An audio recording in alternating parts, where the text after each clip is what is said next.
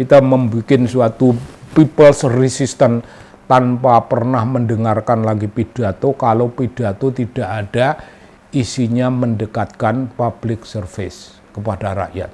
Kalau pidato berhenti pada pidato, sudah presiden sudah membuat dirinya selesai. Presiden sudah defining his end of the term, the first term, ending of the term, finished. Itu definisi dia sendiri.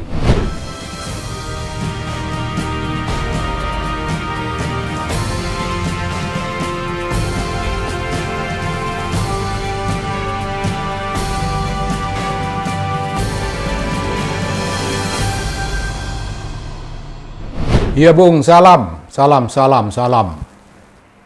dari TV Anak Bangsa. Bung, di masyarakat itu berkembang satu panggilan. Wowo itu panggilannya Prabowo.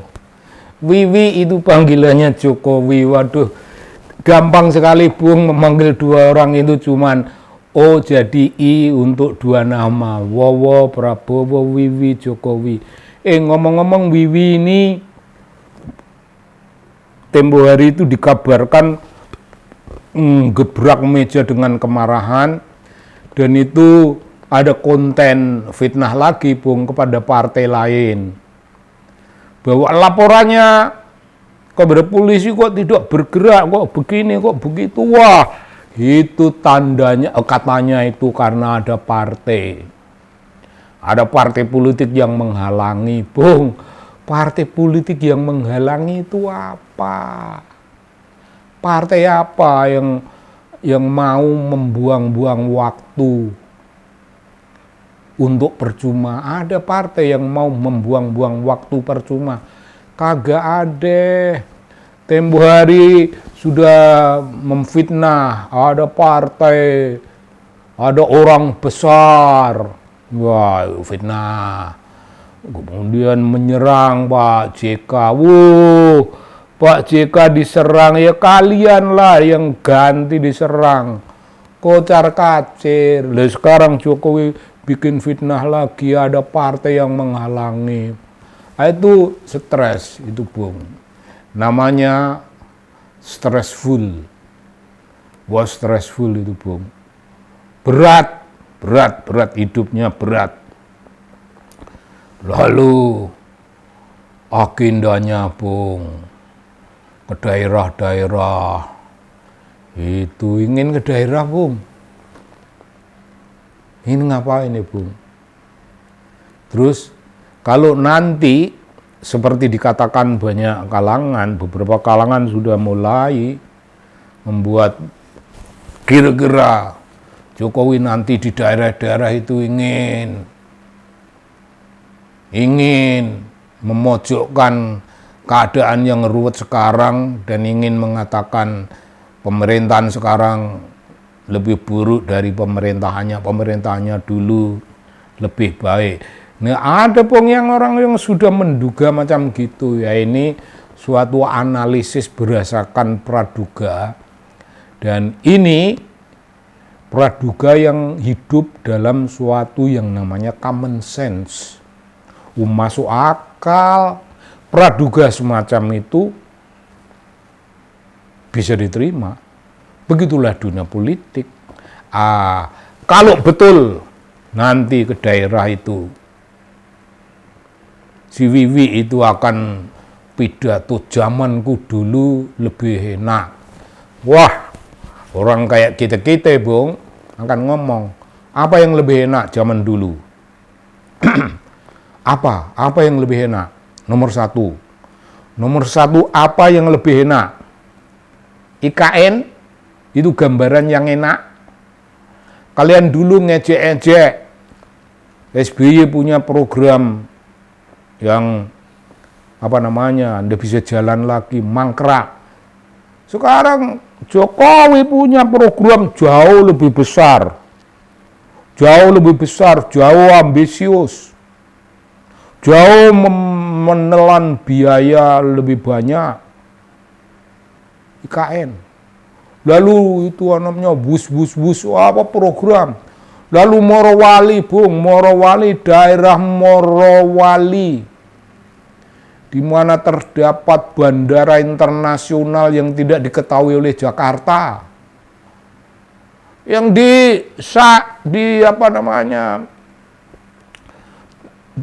Jokowi pidato waktu mengesahkan, waktu membuka, waktu membuat bahwa pelabuhan udara ini sah dari pemerintah. Tapi pemerintah itu nyatanya itu barang yang sesideman, dedemitan, diam-diam. Dan kalian ini banyak kalangan muda yang masih memuja Jokowi gitu. Wah, kalian heran. Woi, Pak Luhut, Bung. Wah, Jokowi itu pahlawan. Pahlawan, Bung. Pahlawan Jokowi itu. Ya, bagi Pak Luhut. Ya boleh lah orang. Mau ngomong seenak-enaknya sendiri-sendiri itu ya boleh. Tapi itu sebuah kebohongan. Kebohongan yang melela di depan mata. Kebohongan yang dasarnya merusak kesadaran politik bangsa Indonesia. Nah, itu nomor satu. Nomor satu, apa yang enak di zamanmu? Banyak toh kegelapan. Pidato Menteri Pendidikan Bung Nadiem. Oh, duitnya harus ditambah, nanti dibesarkan, Pak. Nanti presiden berikutnya itu akan tidak mau meneruskan. Bung Nadiem dikorbankan. Dan Jokowi leha-leha. Jokowi mengatur dengan penuh taktik. KPK, lembaga yang hebat dalam penegakan hukum, dibonsai oleh Jokowi. Hebat itu. Anak-anaknya punya penyimpangan di bidang keuangan apa segala, meminjam pesawat. Semuanya hilang lenyap. Tapi insya Allah sebaiknya kesadaran politik yang datang terlambat, ya terlambat baiklah, masih bisa biarpun terlambat. Itu nanti kita akan tuntut, Bung. Dan demi political clearance, demi managerial accountability di bidang keuangan, Jokowi harus membicarakan itu di depan pengadilan. Hadirlah di pengadilannya Bung Nadiem, jelaskanlah itu. Jangan membuat segalanya gitu. Nomor satu, Bung. Zamanku lebih enak. Enak apa? Itu sudah saya kemukakan. Semuanya faktual, berdasarkan kenyataan konkret dalam hidup, bukan karangan. Nomor 2, kalau sekarang pemerintah lebih jelek, ya gue gampang lah. Kan elo yang bikin pemerintahan sekarang ini, elo yang menunjuk Prabowo, elo yang menunjuk si Wowo, dan Wowo menginginkan atau disuruh menginginkan wakilnya itu orang kayak begitu. Wakil presidennya mesti ini. Ya, Prabowo bergelimang dosa, Bung, dalam hal ini.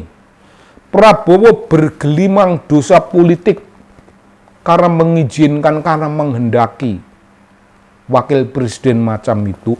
Dan aktor utamanya Jokowi, si Wiwi, yang mengizinkan anaknya jadi kayak gitu, menginginkan, bukan mengizinkan, menginginkan anaknya kayak gitu dan jadi pasangan Prabowo.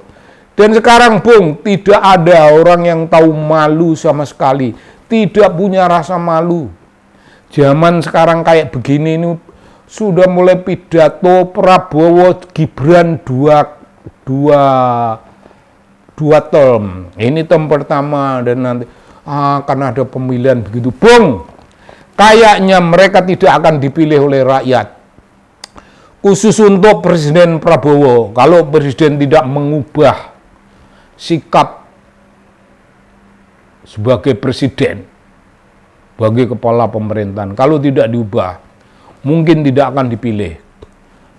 Dan rakyat mengharapkan supaya Prabowo berubah. Kayaknya Bung, itu ibaratnya dalam cara berpikir Minangkabau, menegakkan benang basah. Siapa bisa menegakkan benang basah? Siapa berharap Prabowo berubah? Prabowo tidak akan berubah, Bung. Ya begini, pemerintahannya penuh pidato ini, bukan penuh gagasan programatik, bukan. Bung, kata programatik itu bukan kata yang kita jelaskan, yang kita petik dari langit. Programatik itu memang bahasa keadilan langit yang kita terjemahkan dalam birokrasi di bumi yang fana ini. Ya begitu. Prabowo kalau nggak punya keterampilan menerjemahkan itu, kalau tidak punya keterampilan merumuskan hal-hal yang sifatnya programatik, yang sifatnya real, mengatasi nilai tukar rupiah, mengatasi harga-harga mahal, mengatasi aneka macam penyimpangan hukum. Kalau tidak punya itu dan kelihatannya tidak punya, ya marilah kita berhenti berharap, bukan karena kita putus harapan. Harapan kita kepada Tuhan, bukan pada Prabowo. Harapan kita pada Tuhan, dan kita berpikir sendiri, membayangkan ada hal-hal dalam kehidupan politik bangsa, ada yang mesti ditegakkan ini. Semua bukan bahasa pidato, tapi bahasa program, proyek. Closening public service to the people, to the public. Closening public service to the public. Ya begitu, Pok. Tugasnya memang begitulah. Itu kira-kira yang dinamakan public accountability dari sebuah leadership at national level. Public accountability itu bagian dari tindakan penting dalam good governance sekaligus clean government. Bung, saya kira perlahan-lahan mari kita berhenti mendengarkan pidato karena nggak ada gunanya. Nggak usah didengerin ya, Bung. Mari kita membuat suatu people's resistance tanpa pernah mendengarkan lagi pidato. Kalau pidato tidak ada isinya mendekatkan public service kepada rakyat.